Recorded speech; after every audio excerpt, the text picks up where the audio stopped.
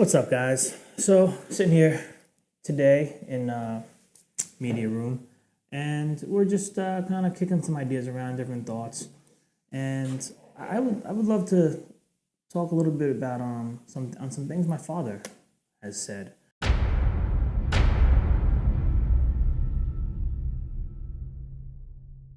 And some things my father told me over the years. They're gems.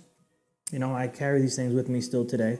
You may have heard it in a recent video, but one thing, when we were up here, doing service calls and handling things and speaking with our technicians, we, of course, the one thing that we do as repair companies or service companies or install companies is we have stickers and we put those on equipment, right? When you have something go down, you're busy running your business and sometimes you're like, oh, who do I call for this? So sometimes you may forget. So the sticker is on there to remind you. But oftentimes, hands change in these restaurants all the time, whether it's a hospital or a school or a restaurant or a correctional facility. It doesn't matter where our food is being prepared. Hands change often. Right up we had a big dry erase board when you walked up the stairs here. Right at the top, it said, managers leave, stickers stay. It just rings true. It rings true to this day. So the things have changed a little bit. Our stickers are a little nicer, a little more colorful, have some numbers on them. Nice different logo. But it serves the same purpose. We have to make sure we're getting our technicians plenty of stickers on a daily, weekly, monthly basis so they could keep popping those things on, because we don't want to lose business because they forgot who to call. Another gem, another dad gem. When I was younger and I was here and I was in the parts department and I was in the service department and I was running rampant up and down stairs, taking in equipment and loading trucks and delivering things and helping with installations and taking parts orders and service calls and billings and blah, blah, blah, and the list goes on. It was very overwhelming for me. There was a conversation we had one time and he sat me down and he said, son, let me ask you a question. What are the 3 hardest words for a man to say? And, I had no idea where this was going, so I just thought, I don't know, and he said basically the 3 words are, I need help. And those are not easy words, I think, for a man to say. They're not. Because we all have egos, we all have pride. It's like when now we live in the age of GPS. But before that, I could see myself driving without GPS, and I'm lost, and I might be with my girlfriend at the time. I'm not saying, where you going? Yeah, I got it. Meanwhile, I'm driving in the wrong direction for the last 8 miles. Because you're... wait till I hit something familiar. Yeah. Hey, you know what? I need help. I don't know where we are. So eventually, of course, 15 miles down the road, you pull in a gas station. Like, I'm just going to go get a drink. And you ask the gas station guy, where the hell am I? But that's just, on a small scale, saying I need help is not easy in any situation, especially in business, when you're trying to maneuver and grow and be better than you were yesterday. Nobody has all the answers. I don't care what anybody says. Nobody has all the answers for everything. And if you don't know, now you know. Everybody needs help. So saying those words, as tough as they might be, could be the answer to all your prayers. So if you're out there and you think you kind of need a little help, ask somebody. Growing the company, growing the parts business, especially when I was working in the warehouse, parts come in on a daily basis. And I'm just going to talk about this on a small scale because this could be used at a much larger scale in life, not just in business, I think. But just on a small scale example. Parts are coming in, I'm trying to get them on the shelf, but I'm also doing 10 other things, I'm multitasking, I'm doing things, and you say to yourself, hey, I'm gonna take this little thermostat, and I'm gonna stick it right in between these 2 boxes. I didn't put a box, I didn't tag it, I didn't bag it, I didn't do anything. I stuck it in between boxes, and I said, I'll be back. One day, my father's coming through the aisle, he's checking things out, and he sees these things, and he starts picking them and putting them on the floor. And I'm like, what the hell's this guy doing here? He said, let me ask you a question. He said, when did that come in?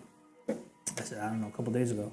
When were you gonna put that in a box and tag it so we know? I said, I was gonna go back. Let me tell you something.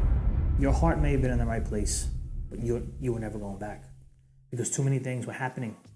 More things started coming in, more things started piling up, and that became something that was on the back burner.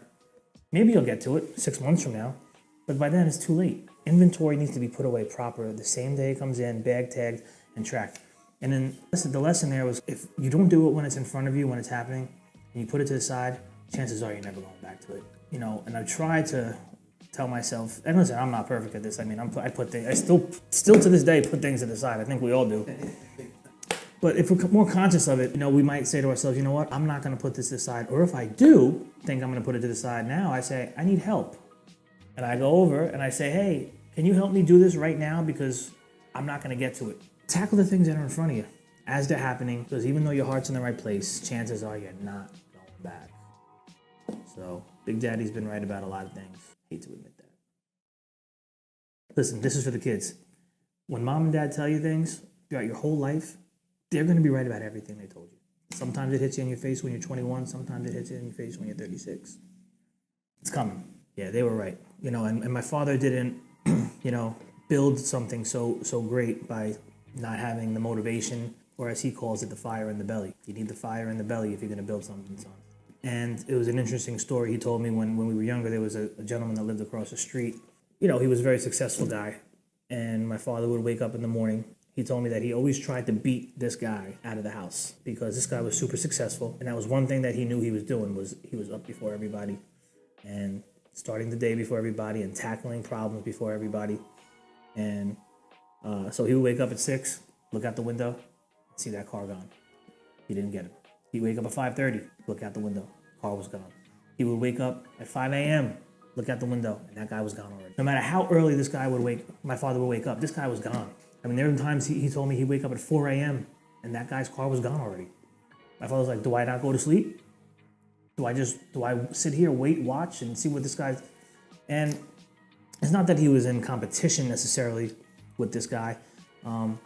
He respected the fact that this guy built massive companies and wanted to model himself after what he was doing, even if it was something simple as waking up in the morning and beating everybody in. Being the first one there and the last one to leave kind of mentality. So, I mean, as far as a Big Daddy gem on this one, I mean, what would we call that?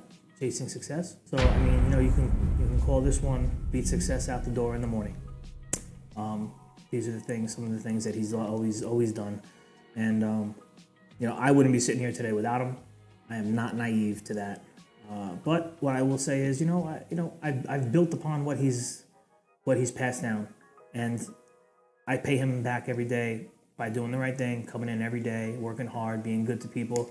And, I could only hope that as we grow, and maybe my nephew one day will want to be in the business, hopefully there'll be something here to pass down to the next generation that's even bigger and better than what I received.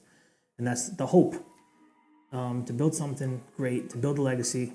And, even though to this day, me and my father, unfortunately, don't have a great relationship, I'm still forever indebted and grateful to him for doing what he did so I could be sitting here talking to you today.